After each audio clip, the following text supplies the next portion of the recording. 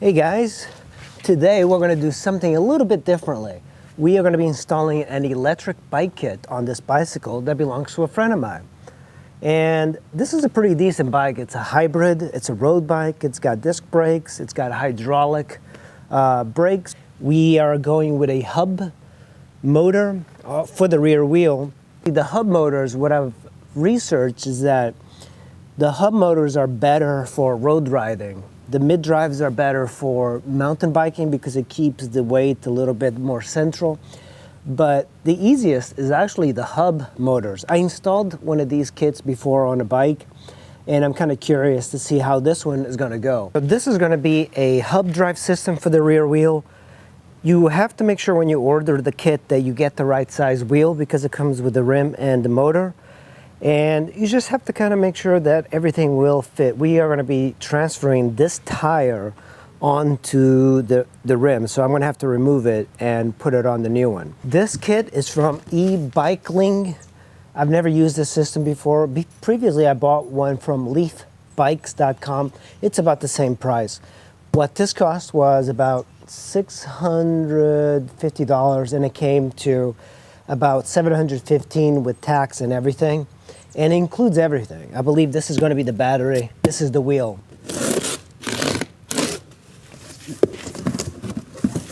All packaged. Let's see what we got here. Gift. Oh, sweet. Some sort of bag. Here's some warranty stuff. You have a 1-year hub motor and battery, and a 3 months parts on ebikeling warranty. That's better than what I expected. Oh, these are the brake levers. And here is the wheel. And you know, the reason I went with 500, it's the cheapest. The bigger the motor, the bigger this becomes. And you can see this one uses a freewheel. Wanted the cassette style. You have to make sure that you get the right one. So unfortunately, we're going to have to change the rear sprockets on this. And right here we have an additional box. So additional stuff. So this is a lot of stuff to go through. Zip ties, the cables, more cables. This is pretty well done. I like this a lot, these connectors. The previous bike that I installed did not have these sort of housing and connectors, and it was a lot harder because you have to do your own like wiring. This is a free wheel. So we're going to be replacing this. Ah, look at that. That's the Speedo. You could get different ones with Bluetooth and all of that, but this is the cheapest one. I think it looks nice. Oh, these are just grips. Thumb throttle for the bike. And I believe this is some sort of like thing that goes in the crank. This is the controller. So small. These controllers are getting smaller and smaller. The last one that I installed was practically the size of the entire battery. So that's box one. The majority of the expense on these bikes is really the battery. It was really only like $200, $300 for the controller and everything. The battery tends to be a lot more expensive. This is the one that I believe goes down the frame. Oh no, this is the charger. So pretty well done. There's quite a bit here, quite a bit of a mess. And I'm surprised it comes with the freewheel and everything. So we're going to start putting this together. First thing we're going to do is remove the rear wheel because we have to remove the tire and the cassette and everything. Actually, we don't have to remove the cassette. Just kind of back it up and slide your tire out. We're not going to be using this. We're going to use the one that comes with the kit. You know, it's not required for this installation, but I do have this kit that I bought from Bike Doctor. It comes with the majority of the tools that you need for bicycle maintenance. If you have one of these, it makes working on your bicycles a lot easier. And I have this, and I do have, for example, the really good quality tire levers to remove the tire. So the first thing we're going to do is remove the tire from the old rim. The thing we're going to do is let the air out of the tire. This uses a Presta valve. So we're going to let all the air out of the tube. Presta valves are great. Just push it in, get all the air out, and now you have this ring. This is going to prevent the tube. We want to pull out the tube, so I'm going to pull that out.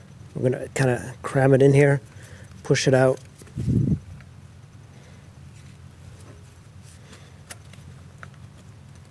Unlike motorcycles, these tires are very easy to do. Just don't pinch the tube. There we go. Once you get it to this point, reverse your tire lever and just kind of take it along the rim. That's going to remove it from the rim. And now reverse it this way and just kind of pull it off to the side. Everything, including the tube. And that's pretty much it. So a cassette is a little bit different than a freewheel. A cassette basically has the spindle here, and you just put like the sprocket or the rear derailleur or the rear cassette onto it, and you can vary it up. But you notice that this freewheel, it's like one unit, because this part actually has the spinning mechanism in there. That's the freewheel. It's an older style. I kind of wish it was the cassette, but. So what we're gonna do is take our cable, put the cassette in here, and you can tell it's a freewheel because it's got threads here on this side. And you get it in here, and you twist it. This actually you just kind of twist it a little bit. You don't need to put too much onto here, because as it's riding, it's going to tighten. It's the same process. Just kind of put it here, make sure it's going the right way. The electric craze is really the way to go, especially with bicycles. You can make your way around traffic so much easier. One of the things I forgot is that this one uses disc brakes. We're going to have to remove these disc brakes and put it on the new one. It does take it, so you actually have the option too for rim brakes or disc brakes. There is a direction written on the disc brakes of the rotation of the wheels. Keep that in mind.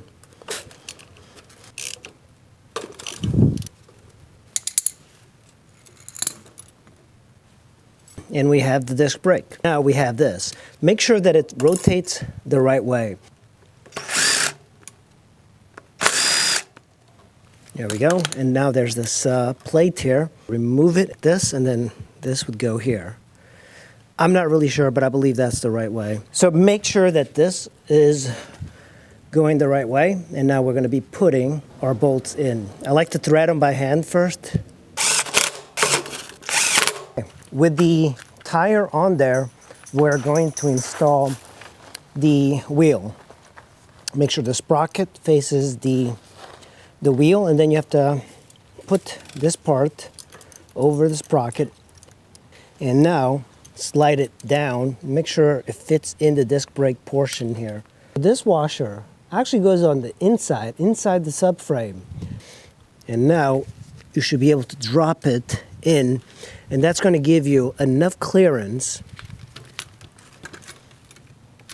to tighten everything up.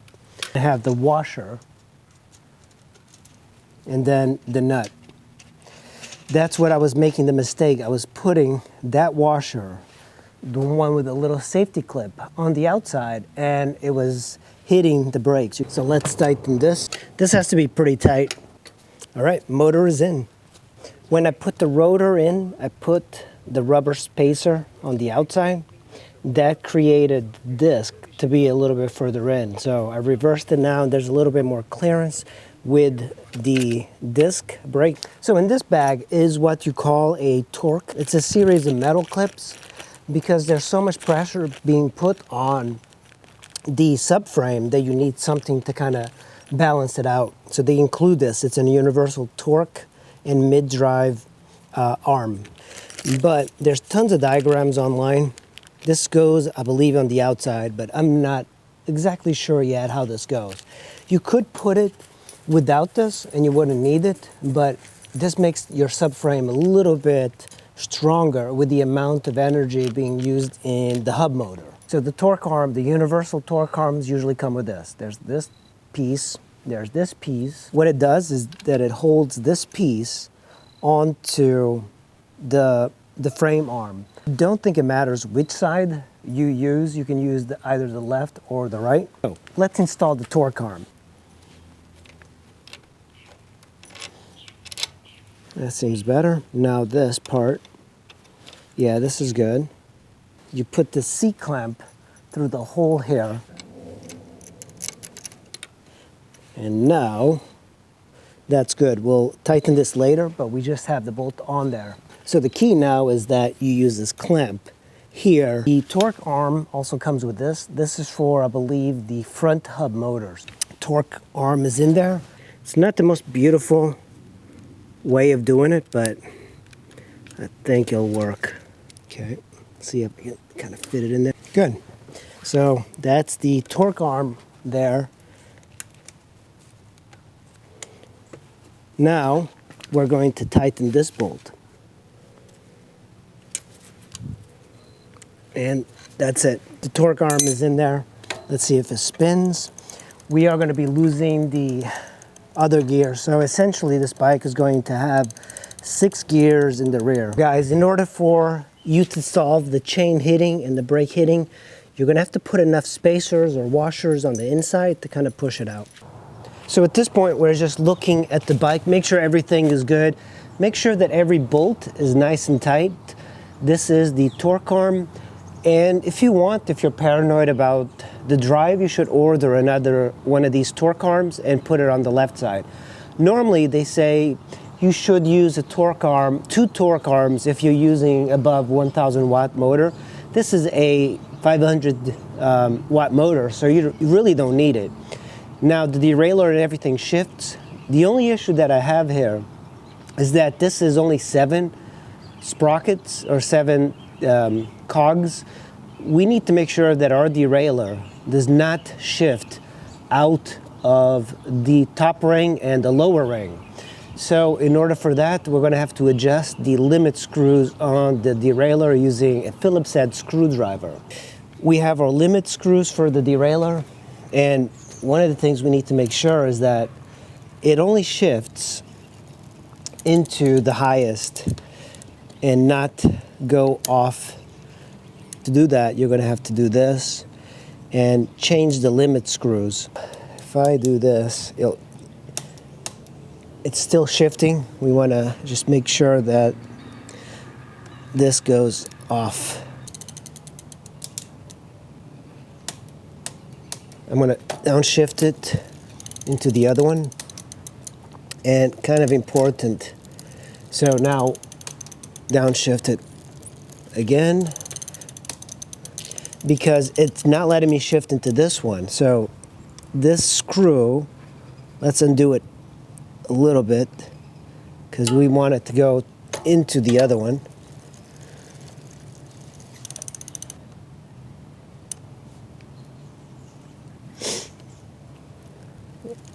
There we go. So that is it. It's not going to shift any more than that. On the derailleur, this stops the chain from going more this way because we're losing speeds. This one needs to be adjusted, and now we're going to adjust this one. That's going to limit the chain from going over this sprocket. And you see it shifting into the top one, and now that's the limit right there. We don't want it to go anymore, so let's try by tightening this.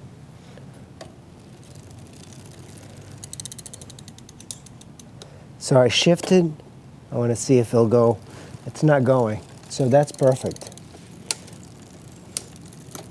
It's 1, 2, 3, 4.